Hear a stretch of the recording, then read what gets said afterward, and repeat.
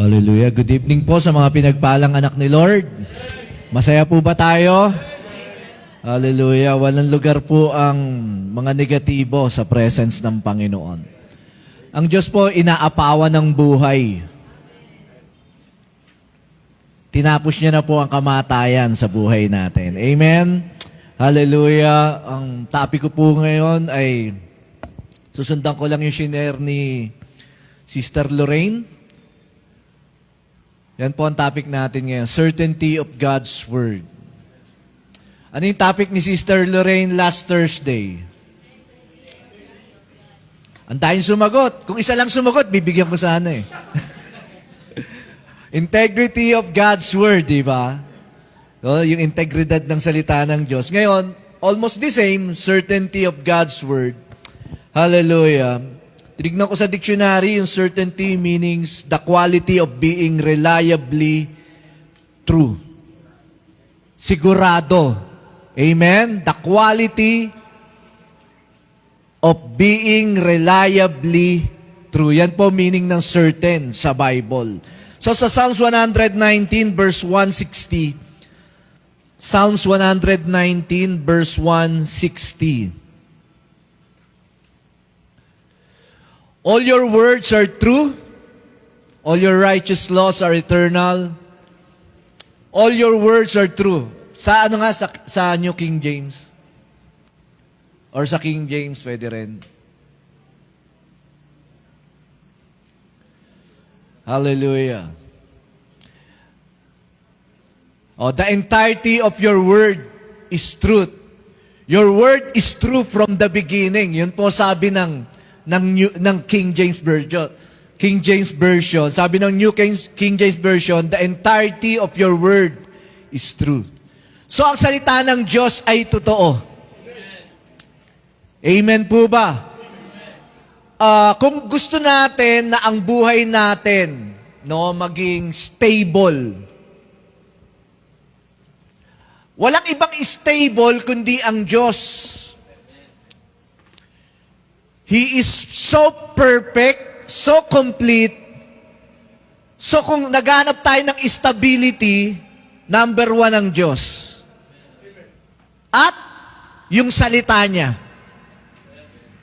Sapagkat hindi natin pwedeng paghiwalayin yung Diyos saka yung kanyang salita.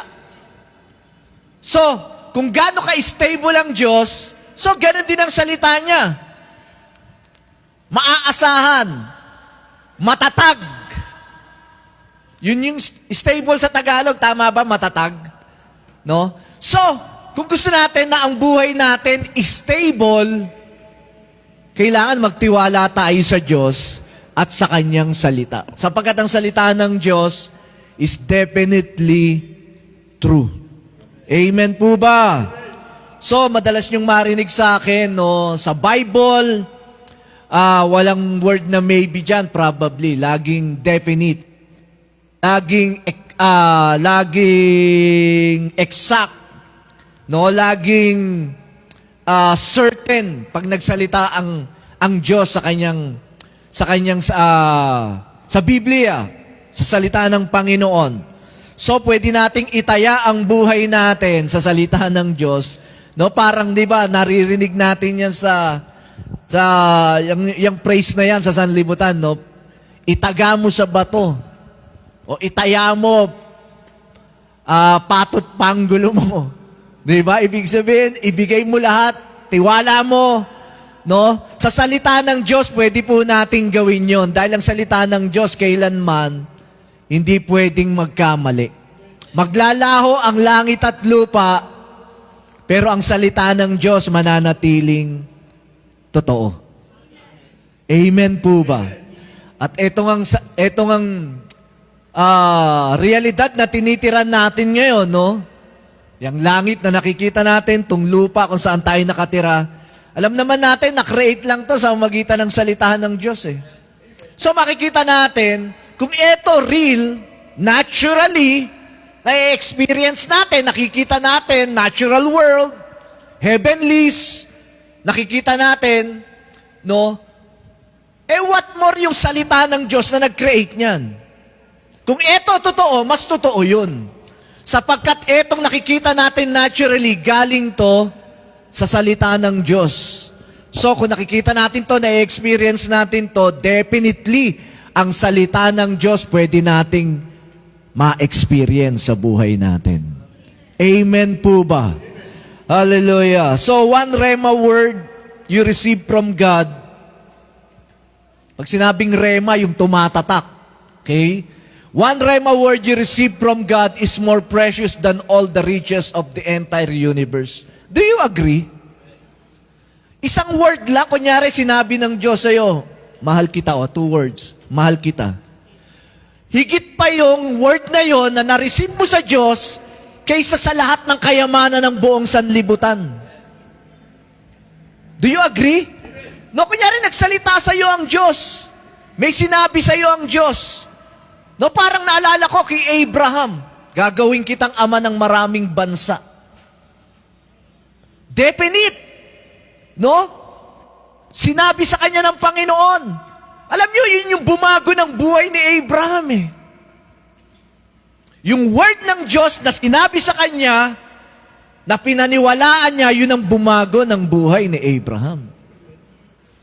Ano sabi ng Romans chapter? Buksan na nga muna natin sa Romans. Recently, minemeditate ko to. Romans chapter 4 verse, siguro 17 natin simulan. Mabilis lang, explain ko lang na mabilis. Para to prove this. Yung isang salita mula sa Diyos, higit pa yan sa kayamanan ng buong sanlibutan. This talks about Abraham, as it is written, I have made you a father of many nations. Yun yung word ng Lord sa kanya, ginawa kitang ama ng maraming bansa. Ano ginawa ni Abraham? Before him, whom he believed, pinaniwalaan niya yung word. Pag may nirelease bang word sa'yo ang Lord, pinaniniwalaan mo? Dapat. Tulad ni Abraham, he believed.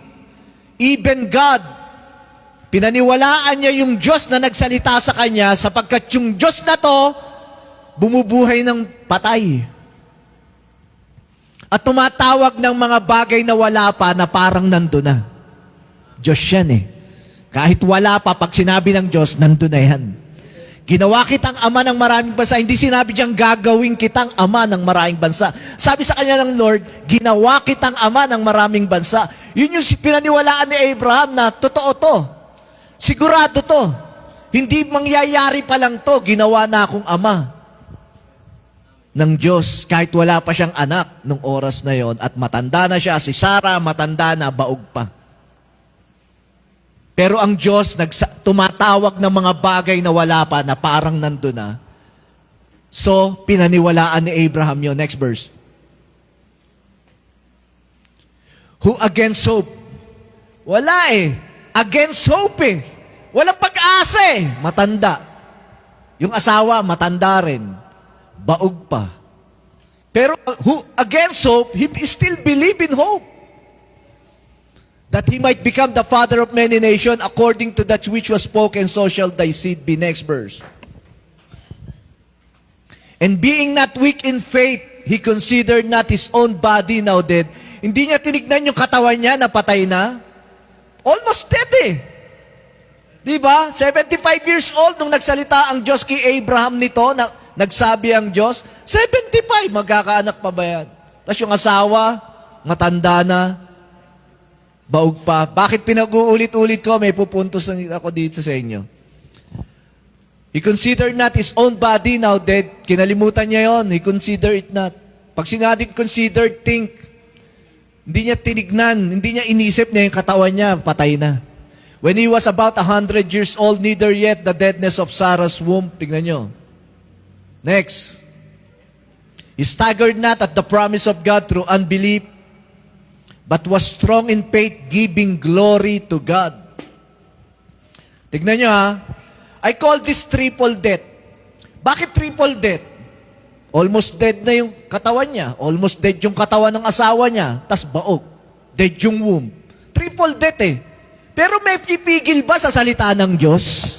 May kaya bang pumigil sa salita ng Diyos? Pag nagsabi ang Diyos, kahit triple death yan, kapatid, kahit 3 times dead yan, kayang mag-resurrect ng Diyos basta sinabi niya. Amen po ba? Ang mahalaga rito, pinaniwalaan ni Abraham yung sinabi ng Panginoon. Amen. Palakpakan natin si Lord. Hallelujah. How many times na sa buhay natin, kinikwento ni nabibless ako sa buhay ni Sister Len, sa mga testimony niya, sa mga na-experience niya, sa buhay niya. No, how many times na may mga na-experience tayo sa buhay natin that kahit minsan natin nawala na, minsan kahit nga nagkamali na tayo, sabi nga ni Sister Lloyd, no? Minsan napunta na nga tayo dun sa bibig ng leon, pero ang Lord nandun pa rin eh. How many times na sinave tayo ng Panginoon sa certain situation na kinapapalooban natin? How many times na sinagot niya yung prayer natin? Naalala ba natin? Naalala ko, si James nga, muntik na siyang mamatay eh. Nung sa, totoo yun. Pwede na siyang namatay nung oras na yun. Pero, God is good. Amen? Because God is faithful. Kahit minsan tayo unfaithful, may nagagawa tayong mga pagkukulang, pagkakamali. How many times na sinave tayo ng Panginoon? How many times na pinagpala tayo ng Diyos? How many times na gumawa ng miracle ang Diyos sa buhay natin? Ako, hindi ko na po mabilang. At alam ko, bawat isa sa atin naka-experience ng kabutihan ng Panginoon. Kaya lang minsan, parang nanineglect. Minsan nakakalimutan natin. Pero how many times na na-experience natin yung faithfulness ng Diyos at yung katapatan niya sa kanyang salita nang sabihin niya, hindi niya tayo iiwan at pababayaan. At nung sabihin niya that He cares for us, He loves us so much. How many times, kapatid, isip-isipin nyo, napakaraming beses tayong niligtas ng Diyos, pinagaling ng Panginoon, nag-provide ng Panginoon sa buhay natin. He came through sa kabila na minsan kala natin wala ng pag-asa. Pak! Praise God. Hallelujah. Ang Diyos ay mabuti. Amen. Hallelujah. His word is infallible. Pag word na infallible, lagay nga natin yun. Incapable of making mistake or error. God is infallible. He is incapable of making mistake. Hindi siya pwedeng magkamali o makagawa ng mali. The word of God is inerrant. Ewan ko kung mga familiar kayo dyan sa word na yan.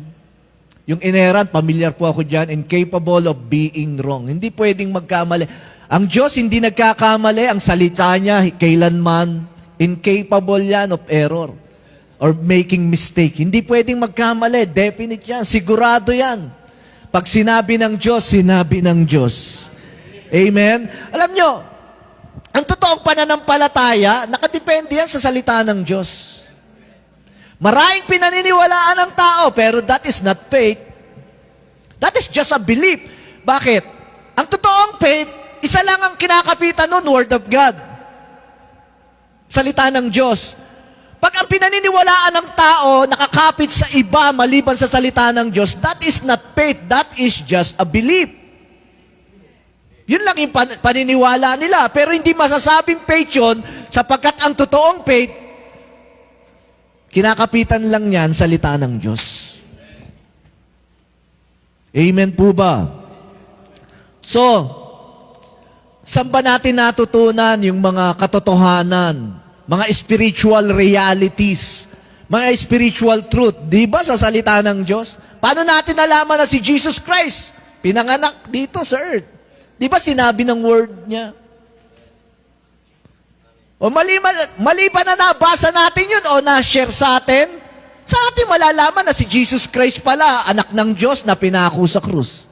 Saan natin natutunan? Saan natin natutunan? Di ba? So lahat ng spiritual realities na natutunan natin sa salita ng Diyos. Walang ibang source kundi yung word ng Diyos. Amen po ba? Sa natin natutunan na may eternal life na binibigay ang Panginoon, na siya ay nagse-save. May future destiny ang mga sumasampalataya sa Panginoon. Sa natin natutunan yan? Walang iba kundi sa salita ng Diyos. So, yung pinangahawakan natin, yung pananampalataya natin ngayon na sabi ko nga noon, no, yung faith natin, yan ang buhay natin. Hindi mo pwedeng paghiwalayin yan. Kung ano yung pinaniniwalaan mo, yan ang buhay mo. Diba? Yung faith natin, yung buhay natin ngayon, stable yan. Bakit? Bakit stable yan? Kasi nakahinge yan, no? Nakakapit yan sa Diyos at sa Kanyang salita. Kung gusto mo man ng stable na buhay, sa lahat ng area ng buhay ito, kapatid, finances, health, stability sa spirit, peace sa soul, gusto mo ng stable na buhay,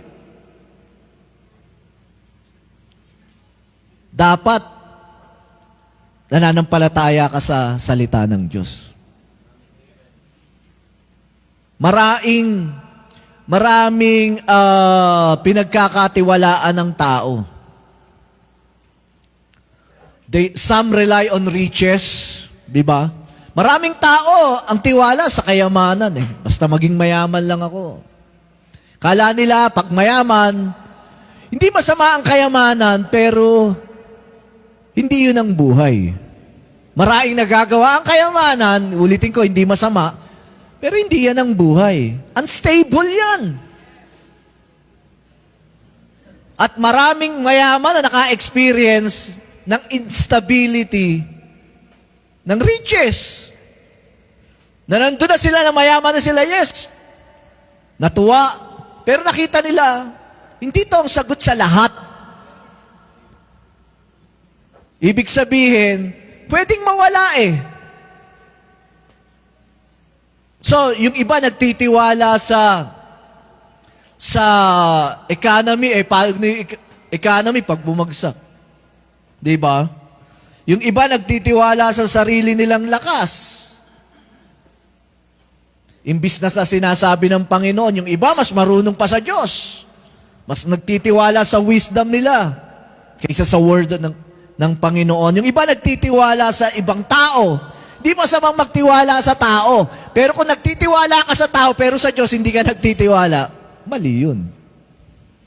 Mas pinakikinggan mo pa yung sinasabi ng iba kaysa sa sinabi ng Diyos sa'yo, mali yun. Hindi masamang magtiwala sa tao, pero dapat mas nagtitiwala tayo sa Diyos. Amen? Yung iba nagtitiwala sa nakikita, paano na? Ang realidad, may mga bagay na hindi nakikita. Which the Word of God reveal. Na nire-reveal ng salita ng Diyos. So kung hanggang nakikita lang tayo, definitely, hindi tayo nagtitiwala sa salita ng Diyos. Bakit? Maraming sinabi ang Diyos na katotohanan na hindi nakikita. With our naked eye. So kung ang dependence lang natin sa mga nakikita natin, hindi natin masasabing nagtitiwala tayo sa Diyos. May mga tao nagtitiwala sa sarili nilang kakayanan, sa present situation, at marami pa. Maraming pinagkakatiwalaan ng tao. Pero uulitin ko, hindi po mali, hindi masama, pero pag diyan ka lang nagtitiwala at hindi sa Diyos at sa Kanyang salita, when we trust someone or something more than we trust God's Word, our lives become unstable. Ito po nilagay ko. Pag nagtitiwala ka lang sa mga bagay na yan at hindi sa salita ng Diyos, maraming tao, unstable ang buhay. Pag sinabing unstable, maguway. Sa lalim, no? Ano ba yun sa Tagalog? Hindi siya firm. Hindi siya matibay. Kung saan-saan lang dinadala ang buhay. Maraming tao pong ganyan dahil walang salita ng Diyos. Gusto mo ng stable na buhay? Kasi, di ba, minsan narinig ko yan, yung word na stable. Gusto ko maging stable, yung pamilya ko. Pero ang tanaw nun, yung parang, magkaroon lang kami ng magandang hanap buhay. magkaroon ng pera, ipon. Yun yung stability sa paningin ng tao. Pero sa Word of God, ang totoong stability, yung matibay ka at matatag. Parang praise ng bangko yun Matibay, maasahan, matatag. No? Gusto mo ng ganyang klaseng buhay? Kailangan ang tiwala mo sa Diyos. Siya lang He is the only one that is stable. At pag nagtiwala ka sa Kanya, ang buhay mo magiging stable. Pag nagtiwala ka sa salita ng Diyos, more than your feeling, sometimes, ang tiwala minsan ng iba, sa feeling lang ganito yung nararamdaman ko Yes, nararamdaman mo. But when your feeling are opposite to the Word of God, forget your feeling. Ulitin ko to. Feeling, hindi masama yan. Galing sa Diyos yan Pero wala ka mababasa sa Bible that our lives should be guided by feeling. The righteous shall live by faith. Pag sinabing by faith, you believe the Word of God. Our life should be guided by faith, not feeling. Hindi, ito kasi nafe-feel ko Pag yung feeling mo opposite sa sinabi ng Diyos, forget your feeling. Believe the Word. Amen? Gusto mo maging stable buhay mo, believe the Word. Mas paniwalaan mo yung salita mo. Case, even on our own minsan understanding minsan opposite opposite sa sinasabi ng salita ng Diyos, then baguhin mo. Hindi, inuulit-ulit ko to, hindi magiging stable ang buhay natin pag hindi tayo nakadepend sa sinabi ng Diyos. Our lives, para tayong along kung saan lang tayo dadalin. Nandito tayo sa sitwasyon na to, mahina ka, Bakit? Kailangan po salitaan ng Diyos. Amen? Hallelujah. May isang story sa Bible, Matthew 8:8. Lagay nga muna natin.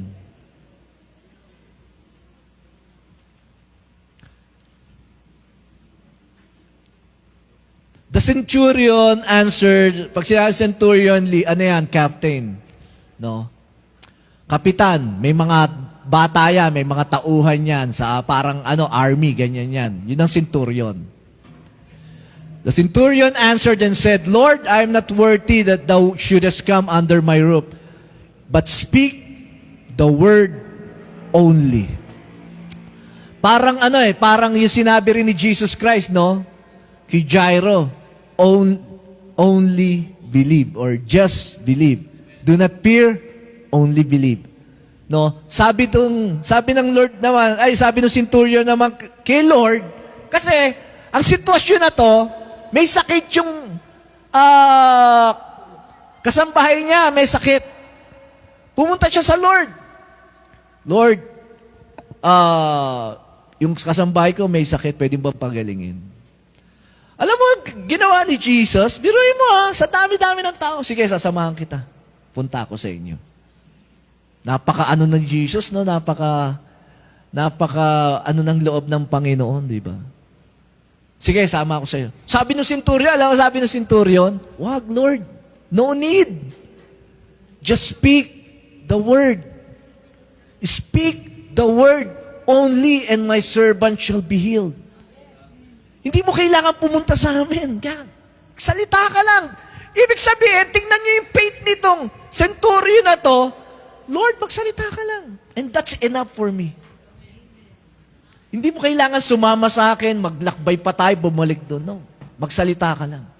Namangha si Jesus Next verse. Sabi niya, for I am a man under authority. Naintindihan niya kasi authority.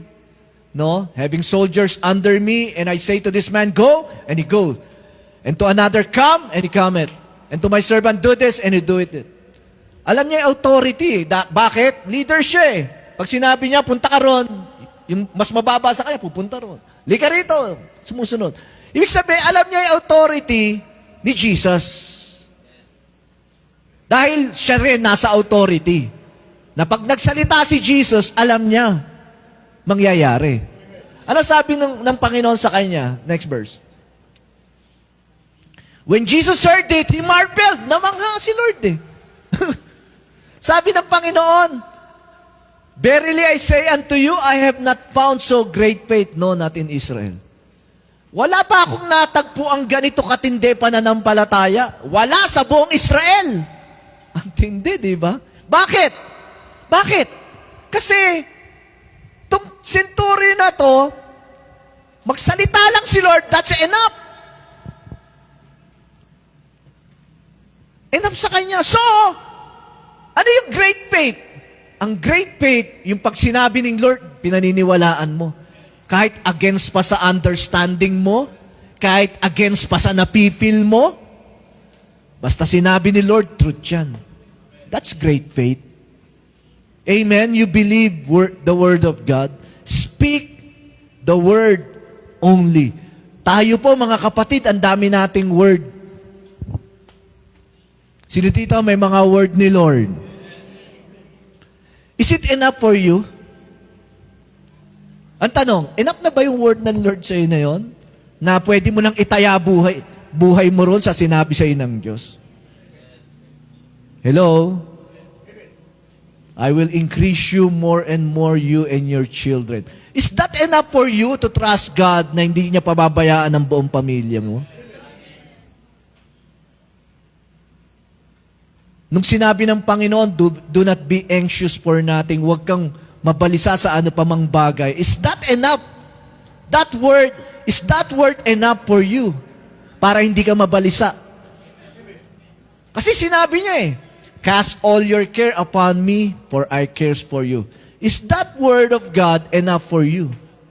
Na para itiwala mo sa Kanya lahat, at wag mo nang alalahanin yung mga bagay-bagay. Sometimes, no, aminin man natin o hindi, sometimes, yung word ng Panginoon parang hindi natin lubos na pinagkakatiwalaan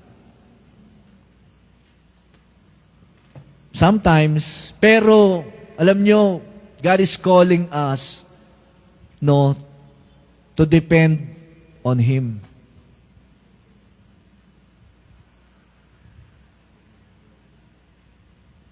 Kaya diniscuss nga, kaya every time we gather here, di ba? Ano ba pinag-uusapan natin dito? The word ng Lord. Para ano? Para ma-quicken yung faith natin. At minsan, ang nakakalungkot, minsan mas marunong pa yung Kristiyano sa Diyos. Sinabi na ng Diyos, pero hindi, parang mas tama to Yun ang minsan nakakalungkot.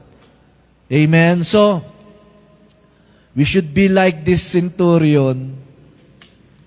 Lord, speak the word only. Salita mo, Lord. Enough yan. More than enough for me yan. Sapat na yan. Nagsabi ka, then I believe. Sinabi mo, mahal mo ako, I believe. Sinabi mo, save ako. Sinabi mo, I'm complete, then I am complete. Sinabi mo, I'm healed, then Lord, I'm healed. You care for me, I believe. Hindi mo pababayaan ang pamilya ko, thank you, Lord. Alam niyo si Abraham, no, binasa natin, and not being weak in faith, sabi ron, and not being weak in faith, he considered not his own body now dead, but was, alam niyo, end nung verse na yon, he give glory to God.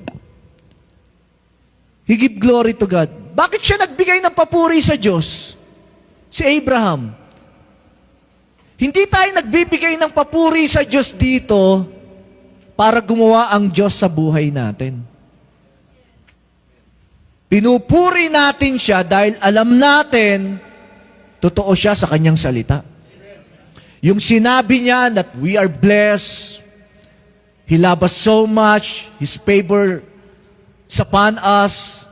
Kaya natin siya pinupuri dahil alam natin totoo yun. Kaya siya pinuri ni Abraham, hindi naman para gumawa ang Diyos sa buhay niya Pinuri siya ni Abraham dahil sigurado si Abraham doon sa sinabi ng Diyos. So hindi tayo nagpupuri sa Panginoon para kumilos ang Diyos. Nagpupuri tayo sa Panginoon bilang pasasalamat natin sa Kanya sa lahat ng gawa niya sa buhay natin. Amen ba, mga anak ng Diyos? Hallelujah. Sometimes may tinanggap tayong word sa Lord, pero dumaan tayo sa mga problema, pagsubok ng buhay. Minsan nakakalimutan natin yung word. Nababago pananaw natin dahil doon sa mga pagsubok. Sabi ni Victor Raymond Edman, lagay nga natin to. Sabi niya, never doubt in the dark what God has told you in the light. May sinabi ang Diyos sa'yo, pero dumaan ka sa darkness. Never doubt in the dark what God has told you in the light. Ibig sabihin, yung word ng Diyos, kapatid, na tinanggap mo sa Panginoon, may na-receive kang word sa Panginoon. Alam ko, lahat po tayo may nare-receive na word sa Panginoon. Hindi lang pang pastor yan. Pang-anak ng Diyos yan. May na-receive kang word ng Lord, kaya lang, may dinaanan kang pagsubok o problema or suffering sa buhay mo. May dinaanan kang hindi maganda, darkness sa buhay mo. Nag-doubt ka na doon sa na-receive mong word sa Panginoon. Sabi niya, never doubt in the dark what God has told you in the light. Ibig sabihin, sa kabila ng pinagdaraanan mo niyan, kapatid, panghawakan mo pa rin yung sinabi ng Diyos sa'yo. Sa kabila ng suffering, dumaan po tayo dyan. Yung iba sa atin, dumadaan dyan hanggang ngayon. Ako, maraming dinaanang suffering. Problema, marami po. Too many to mention. Napakarami. Pero, tapat ang Diyos. Pag sinabi niya, sinabi niya. Pag sinabi niya, hindi niya tayo mababayaan, makakaasa po tayo sa Panginoon. So, huwag kang magdadoubt. Kung nag-i-struggle ka sa oras na to, may mga pagsubok o problema kang dinataanan sa oras na to, paniwalaan mo pa rin yung revelation ng Panginoon sa'yo. One word from the Lord is enough. One word from the Lord is enough. Paniwalaan mo yan. Hallelujah. May mga sinulat ako rito na maaaring na-receive nyo rin na word sa Panginoon. Nilagay ko rito, sabi niya, I care for you. You are my dear child. I anointed you. I am the one who called you. Na-receive ba natin sa Lord to? Na ang Diyos tumawag sa atin. Ako, definitely, sigurado ako dyan. Hindi ako nanguhula sa calling ko. Kasi na-receive ko sa Lord dyan. Alam na alam ko eh. Rinig ko yung tinig ng Panginoon nung tinawag niya ako sa ministry. Alam ko yun. No? Pero yung ministry ko, hindi naman perfect. May mga pinagdaraanan. Pero alam ko, Diyos ang tumawag sa akin. Yung ministry ko, may mga challenges na pinagdaraanan. Pero alam ko, Diyos ang pumili sa akin sa gawain na to. Sa ganitong pangangaral ng salita ng Diyos. Alam ko yun. Amen po ba? Maaring ang na-receive mong word sa Panginoon, I have designed a great future for you. I already provided healing for you. You are precious to me. I never takes away my eyes on you. I have blessed you with all kinds of blessing. So, at marami pang iba. Maaring marami tayong word sa Panginoon, kapatid. Ulitin ko, like the centurion, like Abraham, sana enough na sa atin yun, na mabuhay tayo. Pinanganak tayo sa salita ng Diyos, mabubuhay tayo sa salita ng Diyos. Lahat ng totoong Kristiyano, pinanganak sa salita ng Diyos. Totoo yung totoo Doon tayo pinanganak sa incorruptible seed, the Word of God. At doon tayo pinanganak, doon din tayo mabubuhay. Imposible ang Kristiyano, tas wala kang Word ng Diyos. That's impossible. At mahalaga po ang salita ng Diyos. Nag-gather tayo. Yes, we enjoy the fellowship of our brethren. No, and we enjoy worshiping God na magkakasama. That's good. Pero primarily para makapakinig ma-experience yung presence ng Panginoon, magsalita ang Diyos through the brothers and sisters, no, through prophecy and many things. So, many ways na nangungusap ang Panginoon. Hallelujah. Pwedeng sa dreams and vision, kausapin ka ng Diyos, magbigay siya ng word, pwede yan. Pwede sa preaching, pwede kang makareceive ng word sa Panginoon through preaching. Or pwede rin na when you study the Word of God personally, no, na nagme-meditate ka ng salita ng Diyos, pwedeng sa akin po, personally, halos lahat ng na-receive kong word sa Panginoon nang nagme-meditate ako. Maaring masasabi ko, 99% ng pangungusap sa akin ng Lord is through His Word, sa Bible. Kung may word ako ng Lord, na-meditate ko yun. Nakita ko yun, napag-aralan ko yun. Masasabi ko, 99% Although may mga prophecy sa buhay ko na alam ko galing sa Diyos. No? So, may ginamit, meron ding mga dreams and vision, pwede, maraming type Pero, primarily, kapatid, gusto mo ng salita ng Diyos, magbasa ka. Magbabad ka. Amen? Preaching is not enough. Yes, lumalakas tayo, natututo tayo. Pero ano lang yan portion Dapat meron tayong personal devotion. At tumahimik na po. Yung mga nagde-devotion. Si Peter, may na-receive na word sa Lord, come. Lumakad sa ibabaw ng tubig Ang narinig niya lang, come. Lord, pwede ba ako, nakita niya si Jesus lumalakad sa ibabaw. Lord, pwede ba ako dyan? Ang word lang ni Lord, come. One word. Liga. He believed that word. Lumakad sa ibabaw ng tubig Isang word from the Lord is enough. No? Enough pala, pastor hindi na ako magbabasa nakarinig na ako ng word sa iyo Enough na yan. No? Hindi po yun ang ibig kong sabihin. Yung pangungusap ng Diyos sa iyo. Yun ang sinasabi ko. It should be enough na paniwalaan mo. Speak the word only. Amen? May mga sinulat ako rito, hindi ko na pinalagay dyan. Let the word be your ship in the oceans of life. Let the word be the very air you breathe in. Let the word be your wisdom in every decision. Let the word be your light even in times of darkness.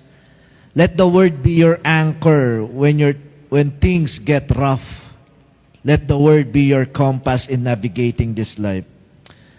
Hallelujah. At magtatapos ako sa shinare ni Sister Lorraine, yung istorya nung biumahi sila kasama ang Panginoon, di ba? Eto, bakit hindi ko makalimutan tong istorya na to? Matagal na panahon na nagme-meditate ako, ni-reveal sa akin ng Diyos yan Minarkahan ko yan sa Bible ko Clear na clear Biro sabi ng Panginoon sa let us go over to the other side of the lake. Punta tayo sa kabilang ibayo ng dagat. O ng lawa. Doon tayo sa kabilang ibayo, punta tayo ron. Tama si Sister Lorraine sa observation niya na before magsalita si Lord ng ganon, nag-share muna siya about the Word of God. Napakarami niyang shinare. Mababasa niyo yan sa Mark, sa Luke. Ang dami niyang share about the Word of God, yung stability ng Word of God, yung Word dapat pinaniniwalaan. Yun yung share niya. Then, inaya niya. Punta tayo sa kabilang ibayan ng lawa. Bumay sila, biglang nagkaroon ng storm, di ba? Ang Panginoon natutulog. Maring pagod. Siyempre, nasa physical siya. No? Natutulog din siya. Nung nasa physical, pero ngayon, hindi natutulog ang Diyos. Hindi natutulog ang Diyos. Kaya ikaw dapat matulog ka ng mahimbing dahil siya, nagbabantay lang siya, hindi naman siya natutulog eh. Pero nung oras na yun, natutulog si Lord. No? Pero sabi nga ni Sister Lorraine, makakatulog ka pa noon eh. Winawas-iwas ng hangin yung bangka nyo. Siyempre, may mga, mababasa ka rin eh. Hindi siguro sobrang pagod na yung Panginoon. Di ba? Ginising, Lord, do you not care for us? Mamamatay tayo. O mamamatay kami. Ganun ba sinabi ron? Di ba? Hindi mamamatay tayo dahil si Lord. No? Ano ginawa ng Panginoon? Bumangon ng Panginoon. Sinabi sa asan yung pananampalataya. Katuturo ko lang nga sa inyo. Di ba? Sinaway niya yung hangin. Naging stable. Alam nyo, ang tuwang-tuwa ako, nung nabasa ko, nung nagme-meditate ako ng panahon na yun, and they arrived. Wow. And they arrived. Ibig sabihin kasi sinabi nga ng Panginoon, punta tayo. Let us go over to the other side of the lake. And they arrived. Bakit? Nagsalita si Lord, hindi pwedeng hindi mangyari. Pag may sinabi si Lord sa iyo, kahit na anong storm pa, pagdaanan ng buhay mo, mangyayari't mangyayari yung sinabi ng Panginoon sa iyo. Anong storm pa yan? Just believe and rest. Relax. Dahil may word ka ng Panginoon. Amen? Wala po tayong question sa gabing ito.